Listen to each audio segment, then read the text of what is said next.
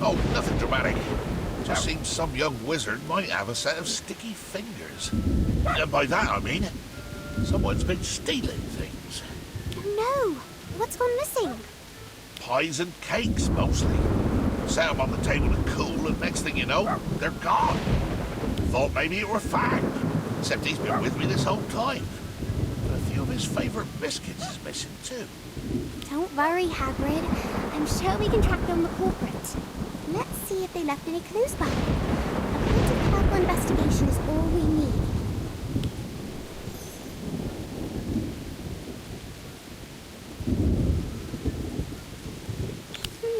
These look like biscuit crumbs. Very firm. They must be from Hagrid's rock cakes. If the thief ate one of those, he'll be lucky to have any teeth still intact.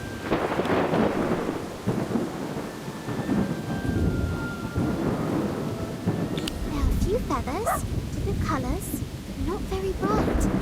They're not a Fwooper then. Those have brightly coloured feathers. Good thing too, my silencing charm has never been very good.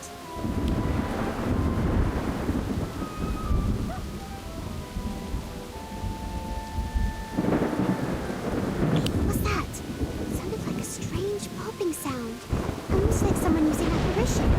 But something else. The sound of wings flapping. How odd.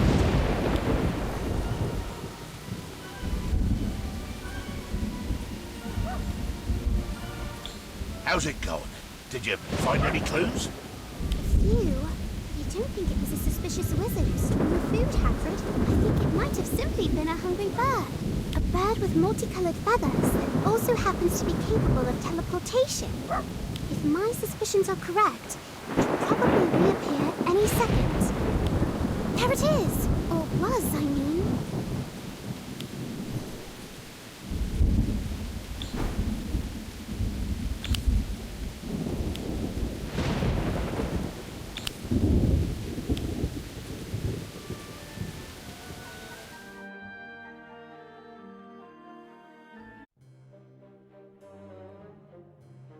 Blimey! Turns out a Diricol has been stealing my food all this time. I should have known. Poor little fella. Must be starving, maybe even injured. We need to catch him and make sure he's... Now, you know, a Diricol can disappear in one place and reappear in another. Gotta find a...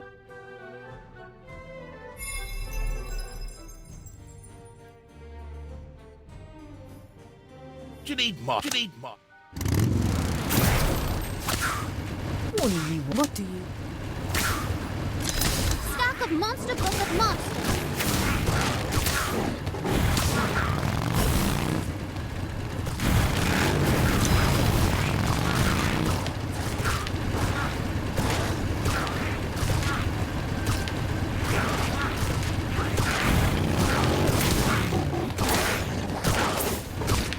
What do you?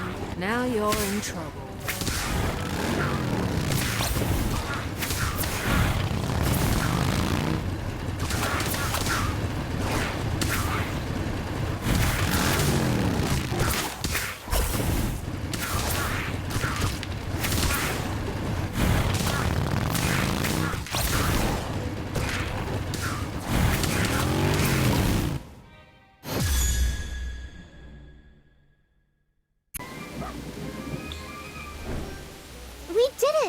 I guess you don't have to worry about this one stealing any more of your food. Thanks! You did great. Let's see. Looks like this Diricol has an injured wing. That must be why he's been stealing food off my dining table. He can't catch for himself. Don't worry, little fella. You can steal anything you want off my plate while you heal up. Look at that! He seems very happy, Hagrid. But are you sure you can handle another mouth to feed? Fang might be jealous. Ha! Well, I suppose he'll have to share, won't he? But if you ever do run into trouble with a beast, you know where to find me. My door is always open. In that case, how about a spot of tea? I could use something to calm me down after all this activity.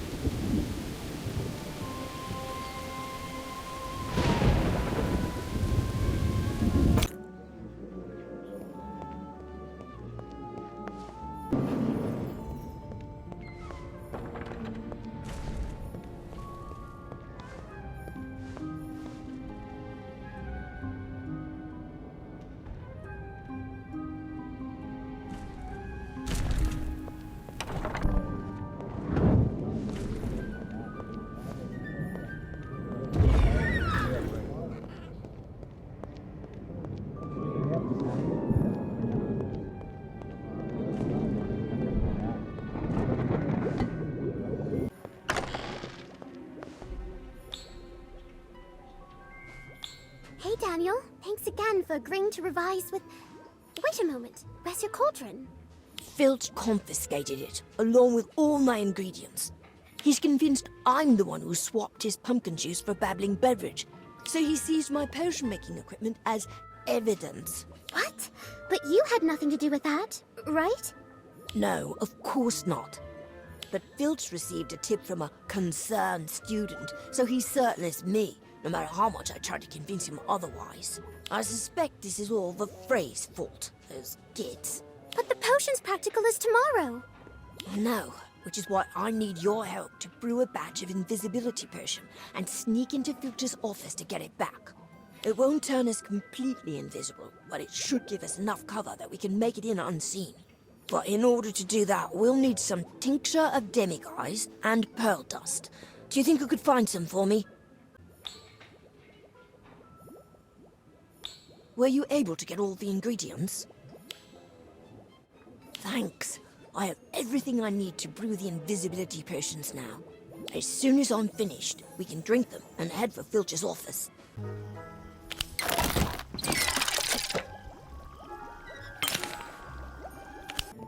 It worked!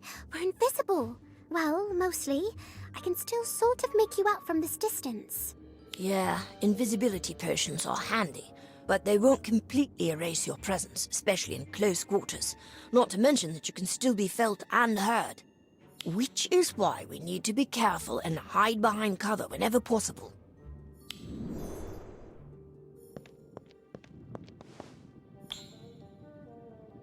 That's odd. I thought I just saw somebody walk by out of the corner of my eye.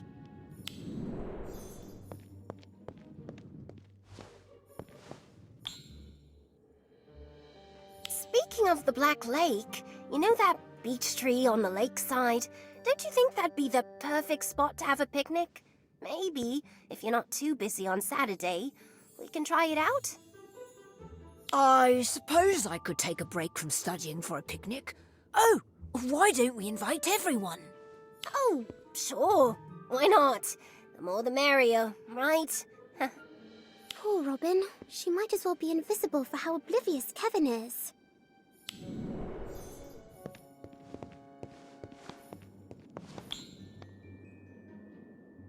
Daniel's probably crying about his confiscated cauldron right about now. Yeah, that'll teach him not to one-up us in defense against the dark arts. Oh, lay off Daniel already. Why? Don't tell me you actually like him. Don't be stupid. It's just that you two are starting to look desperate. It's pathetic.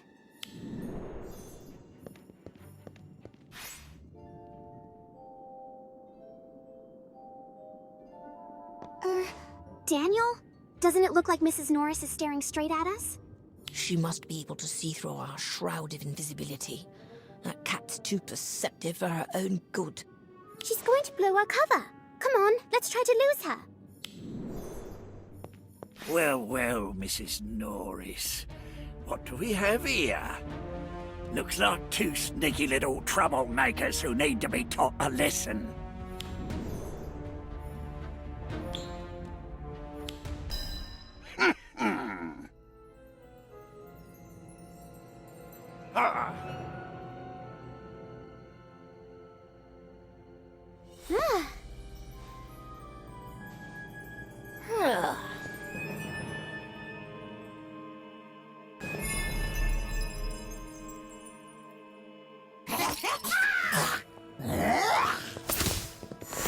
Superfire!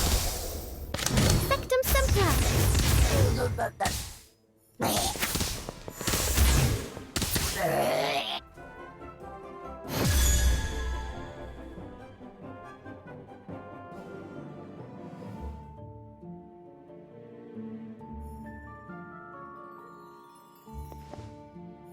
Oh, you've done it now.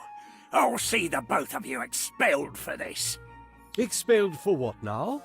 Good timing, Professor. I caught these two delinquents using an invisibility potion to skulk around my office. Then, when I confronted them, they drew their wands against me. What? That's not what happened. We were just trying to get my cauldron back after he falsely accused me and confiscated it. Just say the word, and I'll fetch the chains, Professor. I don't think that will be necessary. In fact, I can take things from here. Come with me, you two. I trust I don't need to explain to you two how irresponsible and misguided it was to attempt to break into a staff member's office, even if Filch did treat Daniel unfairly. Daniel, you have a brilliant mind. Your well-brewed invisibility potion proves that. That's why I'm gobsmacked you didn't think to ask me or another professor for help first. I don't know. I suppose I was afraid you'd think I was guilty too. I'm a bloody page. People tend to assume the worst of me. My boy, I know better than to judge someone based on their background. It's the character of a person and how they use their gifts that matter. You, Daniel, are certainly gifted. What remains to be seen is how you'll use those gifts. I will speak to Filch and see that your potion-making supplies are returned straight away, Daniel. But both of you have to serve a week's detention, and Daniel has to promise to never use those talents for such foolish purposes again. I promise, Professor. I won't let you down.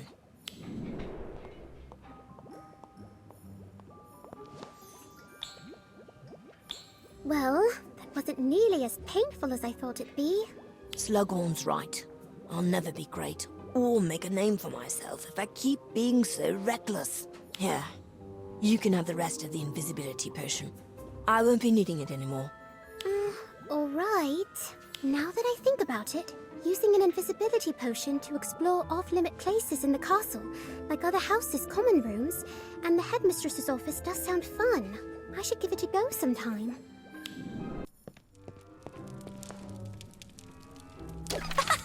Oh, you'd like to learn more about this space? Certainly. What would you like me to go over? Did I ever tell you about Jessamine? She was a Gryffindor with a great sense of style. She made all her own clothes. Well, all except her Hogwarts uniform, though that wasn't for a lack of trying. Simon and Gwydion gave Jessamine her own room where she could sew. It was always packed full of fabric and mannequins dressed in her designs. Jessamine even had an enchanted mirror.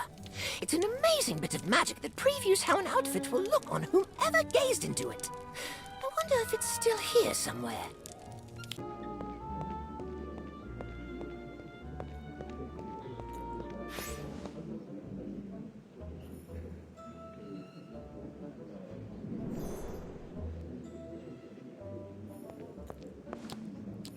What are you doing?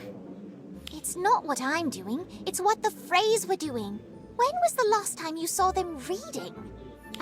Never? Exactly. They were just poring over those books, which are all about time-related magic. That sounds like trouble. The Freys aren't very good with regular magic. Right, and time magic is dangerous, not to mention completely unstable. So if they tried anything... That would be a recipe for disaster. What do you think they were up to? I don't know, but I heard Fisher say Time Turner. I thought those didn't exist anymore. Something like that. But more importantly, of what concern are they to you? Oh, hello, Professor.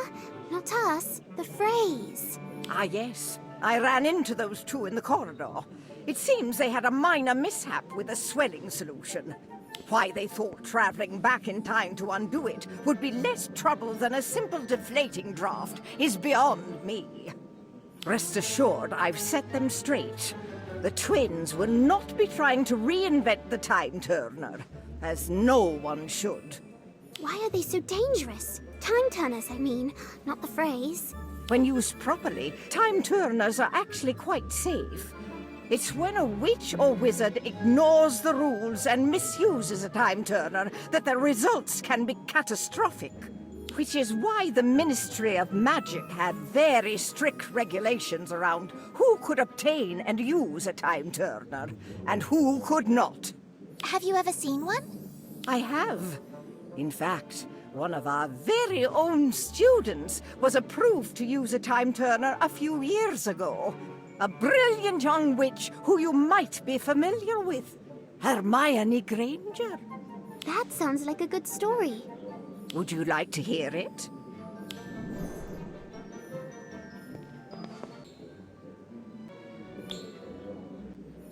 This student applied to use the time turner so that she could attend She every certainly class. was Smart and gifted. Only mastery over time For instance, is anything she was but almost easy. late One day, which might sound like it was But no the big professor of deal. that Class made sure that it was.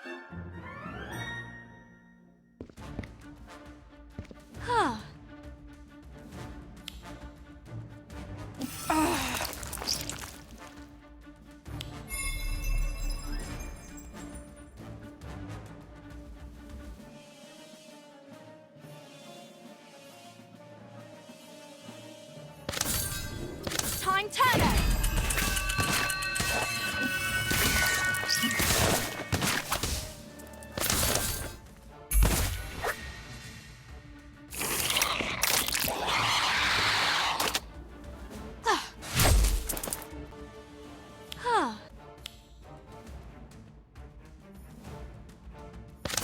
Time turner!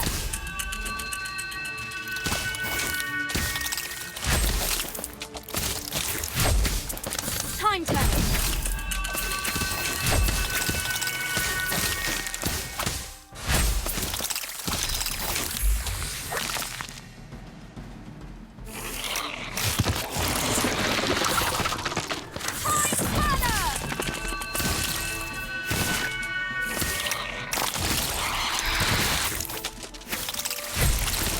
Thunderstorm!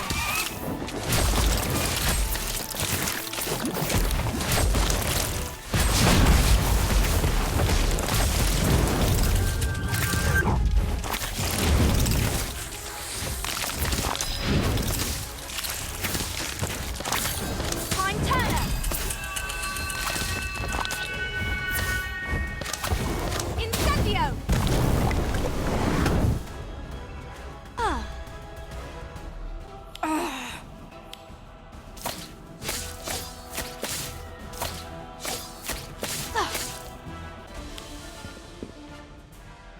Wow, time turners are amazing. I used one to go back and make sure I didn't say Wolf's Bean instead of Wolf's Bane in potions class last week. So embarrassing. There are limits to how far back you can travel with a time turner, silly. More importantly, there's always a better way to solve a problem than mucking about with time. With the very rare exception, of course. Now, if you two don't mind getting those books back to the library, I'll see you at our next Transfiguration lesson.